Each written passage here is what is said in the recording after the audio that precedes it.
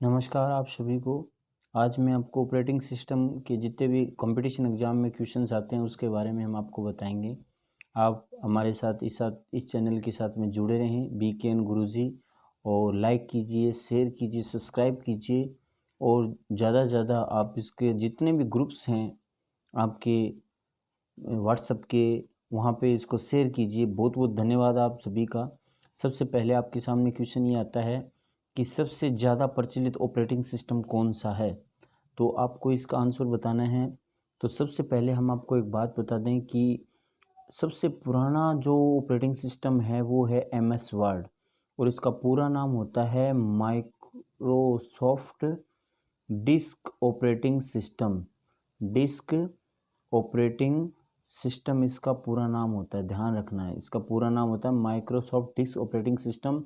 और दूसरा हम इसके बारे में बता दें, यूनिक्स जो होता है वो यूनिक्स जो है वो मल्टी यूज़र का है। ये मल्टी यूज़र के साथ में काम करता है, ठीक है ना। तो ये दो चीज़ अलग अलग है। और मैकिन्टोश है, ये एप्पल का है, ये भी आपको ध्यान रखना है। तो सबसे जो प्रचलित ऑपरेटिंग सिस्टम आप लोग सब जानते हो, window very famous operating system होता है, ठीक है ना। और अभी लेटेस्ट के अंदर विंडो 10 और विंडो 11 भी चल रहा है, ये आपको ध्यान रखना है। आपके एग्जाम में भी क्वेश्चन आता है कि विंडो का अभी लेटेस्ट वर्जन कौन सा चल रहा है, तो विंडो 10 चल रहा है, ये आपको ध्यान रखना है, ठीक है। और विंडो ऑपरेटिंग सिस्टम है जो सबसे ज़्यादा फेमस है दुनिया के अंदर। ऑपरेटिंग सिस्टम का काम क्या होता है, देखो ऑपरेटिंग सिस्टम का काम क्या होता है, यूजर और हार्डवेयर के बीच की कड़ी होती है, यानी इनको दोनों को जोड़ने का काम करती है। यूजर और हार्डवेयर, कंप्यूटर के जितने भी हार्डवेयर होते हैं उनको जोड़ने का, यूजर और बीच की जोड़ने के जो कड़ी होती है वो ऑपरेटिंग सिस्टम होती है, ये आपको ध्यान रखना है, ठीक है। नेक्स्ट क्वेश्चन आपके सामने ये आता है, इनमें से कौन सा सिस्टम सॉफ्टवेयर है, तो बताइए इसका सिस्टम आंसर क्या आना चाहिए। MS वर्ड जो है वो आपका क्या है, वो आपका सॉफ्टवेयर है। दूसरा एक्सेल भी सॉफ्टवेयर है, पावर पॉइंट भी सॉफ्टवेयर है, ये सारे MS ऑफिस के ही सॉफ्टवेयर है, ये भी आपको ध्यान रखना। MS ऑफिस के ये सारे सॉफ्टवेयर हैं, या ये प्रोग्राम है MS ऑफिस के, ये इसके पार्ट्स है MS ऑफिस के। तो राइट आंसर भी होगा विंडोज 7। ये एक सिस्टम सॉफ्टवेयर है जिससे कंप्यूटर चलाया जाता है। जो कंप्यूटर की आवश्यकता को पूरी करता है वो सिस्टम सॉफ्टवेयर, और जो यूज़र की आवश्यकता पूरी करता है वो एप्लीकेशन सॉफ्टवेयर। ये भी दो प्रकार से होता है, ध्यान रखना। जो यूज़र की आवश्यकता पूरी करते हैं वो कौन सा होता है, एप्लीकेशन सॉफ्टवेयर, और जो कंप्यूटर की आवश्यकता करता है वो सिस्टम सॉफ्टवेयर होता है, ये भी आपको ध्यान रखना है। ओके, नेक्स्ट क्वेश्चन आपके सामने ये आता है, कंप्यूटर का दिमाग किसे कहते हैं। ध्यान दीजिएगा, CD का पूरा नाम होता है कॉम्पैक्ट डिस्क, ये भी आपको ध्यान रखना। और ये एक स्टोरेज डिवाइस है, क्या है, स्टोरेज डिवाइस। और फ्लॉपी डिस्क भी एक स्टोरेज डिवाइस है। मॉनिटर एक आउटपुट डिवाइस है, जो जिस पे हम स्क्रीन पे किसी डिवाइस को, स्क्रीन पे अपने रिजल्ट को देखते हैं। ऐसी डिवाइस जिससे हम स्क्रीन पे किसी भी मैटर को, किसी भी रिजल्ट को देखते हैं, वो मॉनिटर कहलाता है। तो इसका राइट आंसर जो होगा वो होगा CPU, यानी सेंटर प्रोसेसिंग यूनिट इसका पूरा नाम होता है। क्या नाम होता है, सेंटर प्रोसेसिंग यूनिट। ये एक मॉनिटर के अंदर चिप होती है, इसको हम चिप भी कहते हैं, और दूसरी भाषा में हम CPU कहते हैं, ये भी याद देना। ये कंप्यूटर का दिमाग होता है, ये छोटी सी चिप होती है, और ये पूरे इस डब्बे को कहते हैं सिस्टम यूनिट। क्या कहते हैं, सिस्टम यूनिट कहते हैं, ये भी आपको ध्यान रखना है। ओके, तो यहाँ तक आपको इतने क्वेश्चन आपको बताना है। नेक्स्ट क्वेश्चन ये आपके सामने आता है कि निम्न में से कौन सा विंडोज 7 का सिस्टम आइकन नहीं है। ध्यान दीजिएगा, जब हम कंप्यूटर को पहली बार स्टार्ट करते हैं तो उस समय स्क्रीन के ऊपर एक छोटे छोटे आइकन्स नज़र आते हैं आपको, ठीक है ना। और उन आइकन पे क्लिक करके प्रोग्राम खोल लेते हैं, वो जैसे MS ऑफिस होता है, सॉरी MS माई कंप्यूटर होता है, रिसाइकिल बिन होती है जो जिसमें हम डिलीट की फाइलें वहाँ पे डाल देते हैं।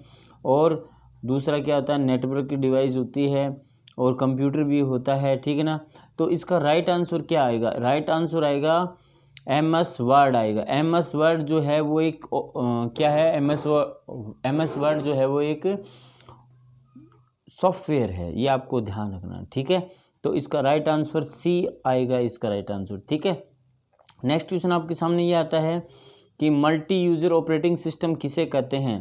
ध्यान दीजिएगा, मल्टी यूज़र MS DOS, मैंने आपको उस वीडियो में पहले क्वेश्चन में बताया था कि MS वर्ड जो होता है वो एक ओल्डेस्ट ऑपरेटिंग सिस्टम होता है, वो सिंगल यूज़र के लिए यूज़ की जाता है। किसके लिए यूज़ किया जाता है? सिंगल यूज़र के लिए, ठीक है ना। और PC DOS ये कोई नहीं होता है। इसका राइट आंसर आएगा वो यूनिक्स आएगा। क्या नाम आएगा? यूनिक्स आएगा। और ये दो मल्टी यूज़र होते हैं, यूनिक्स और लाइनेक्स, ये दो होते हैं, ध्यान रखना। ये दो ऐसे ऑपरेटिंग सिस्टम हैं जिसमें कई यूज़र काम कर सकते हैं, एक साथ कई यूज़र उस पर काम कर सकते हैं, इसलिए उसे मल्टी यूज़र के नाम से भी जानते हैं। इतने क्वेश्चन आपको याद करना है। नेक्स्ट क्वेश्चन ये आता है कि विंडो के अंदर F5 का क्या कार्य होता है, यानी फंक्शन की होती है F5, उसका कार्य क्या होता है। सबसे पहले क्या आएगा? शट डाउन करने के लिए, और स्टैंड बाय करने के लिए, और नन ऑफ दीज, और रिफ्रेश। तो देखो, सबसे पहले शट डाउन का यूज़ क्या होता है? कंप्यूटर को बंद करने के लिए, ऐसा कोई बंद करने के लिए नहीं यूज़ की जाती है। और स्टैंड बाय में क्या होता है? जैसे आपका मॉनिटर या LCD है, अगर आपने स्टैंड बाय कर दिया तो कुछ समय के लिए ये आपके लाइट ऑफ हो जाती है, और इसमें वैसे कंप्यूटर चालू ही रहता है लेकिन कुछ समय के लिए लाइट ऑफ हो जाती है, तो स्टैंड बाय का यूज होता है। तो F5 की का यूज क्या होता है? कंप्यूटर को रिफ्रेश करने के लिए। तो इसका आंसर राइट क्या होगा? B answer is the right answer. Next question आपके सामने आता है कि एक कंप्यूटर को ऑन करने की प्रक्रिया को क्या कहते हैं? Shutting down, turn on, booting, hibernating. तो राइट आंसर इसका ये आएगा आपका, कंप्यूटर की ऑन प्रक्रिया को क्या कहते हैं। देखो, स्टार्टिंग तो कुछ नहीं कहते, स्टार्टिंग कोई प्रक्रिया नहीं मानी जाती है, और टर्निंग डाउन भी ऐसा कुछ नहीं है, हाइबरनेटिंग भी ऐसा नहीं है। बूटिंग कहलाता है, जब हम कंप्यूटर को ऑन करते हैं तो उस समय बूटिंग होती है, और उस समय जो कंप्यूटर टाइम लेता है उस समय को हम बूटिंग कहते हैं। जब हम कंप्यूटर को स्टार्ट करते हैं उस समय जो भी समय लेता है तो उसे हम बूटिंग कहते हैं। और ये दो प्रकार की होती है, एक तो होती है कोल्ड बूटिंग और एक होती है हॉट बूटिंग। कोल्ड बूटिंग वो होती है जो कंप्यूटर को फर्स्ट टाइम चालू करते हैं तो वो होती है कोल्ड बूटिंग। अच्छा, उसके बाद में जब कंप्यूटर चालू है और हम उससे कंप्यूटर को रीस्टार्ट करते हैं तो उस समय जो समय लेता है तो उसे हम हॉट बूटिंग के नाम से भी जानते हैं। तो ध्यान रखना, आपसे पूछा जाएगा बूटिंग कितने प्रकार की थी? दो प्रकार की, एक तो होती है कोल्ड बूटिंग, एक होती है सॉफ्ट बूटिंग। कोल्ड बूटिंग होती है एक होती है कोल्ड बूटिंग, दूसरी होती है हॉट बूटिंग। तो कोल्ड तो होती है जो पहली बार चालू करते हैं, हॉट के अंदर क्या होता है कि कंप्यूटर को दोबारा चालू करना, वो हॉट कहलाती है। और इसकी शॉर्टकट की होती है अल्ट के साथ में ALT कंट्रोल प्लस क्या होता है, इसके साथ में डिलीट का बटन दबाते हैं, ये इसका यूज़ होगा। आपसे बहुत बार शॉर्टकट की भी पूछी जाएगी इसके बारे में, ठीक है। नेक्स्ट क्वेश्चन आपके सामने ये आएगा, माइक्रोसॉफ्ट विंडो किस इंटरफेस पर आधारित है और किस पे कार्य करता है? तो आपको इसका आंसर बताना है, ग्राफिकल यूज़र इंटरफेस ये, या एप्लीकेशन प्रोग्रामिंग इंटरफेस, और क्लिपबोर्ड, और नन ऑफ दीज। क्लिपबोर्ड वो होता है जिसमें हम कॉपी और कट करते हैं तो वो डॉक्यूमेंट उसमें जाके सेव हो जाती है।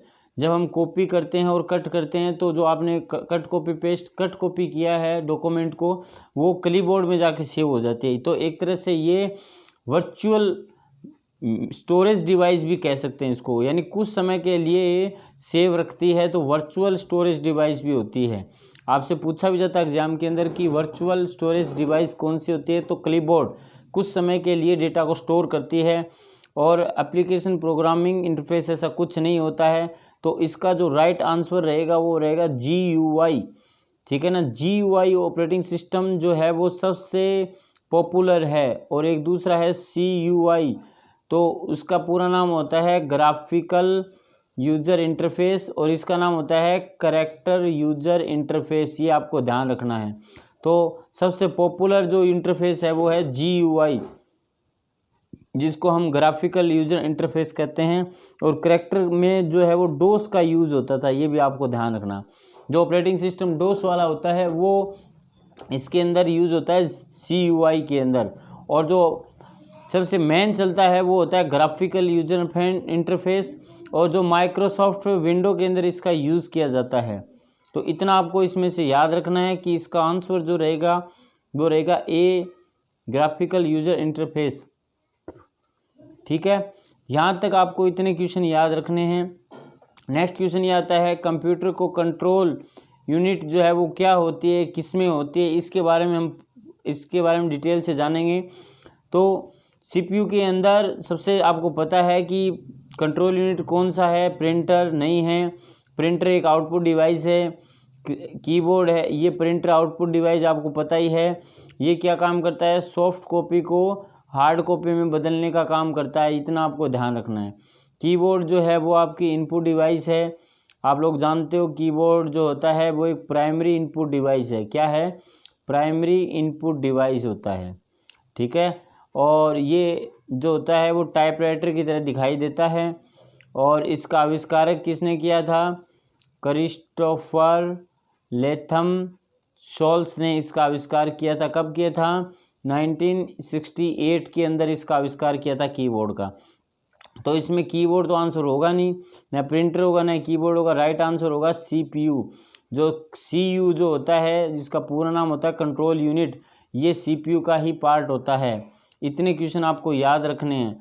अब जाते जाते इस वीडियो के अंदर लास्ट एंड फाइनल आपको आंसर मैं दे के जा रहा हूँ। इसका आंसर आप मेरे को जो आपके कमेंट बॉक्स है उसमें दीजिएगा। माइक्रो प्रोसेसर के प्रकार होते हैं, तो राइट आंसर सबसे पहले देखते हैं कौन देता है आप में से। और ये सारे वीडियो देखना है आप लोगों को, और शेयर भी करना है। जितने भी आपके पास व्हाट्सएप ग्रुप, फेसबुक, ट्विटर, जितने भी मीडिया के जो आप सोशल मीडिया है इनका यूज़ करते हो, उन पे सब पे शेयर कीजिएगा। बहुत बहुत धन्यवाद आप सभी का, शुक्रिया। और इसका आंसर भी मेरे को कमेंट कीजिएगा। माइक्रो प्रोसेसर के प्रकार होते हैं। धन्यवाद।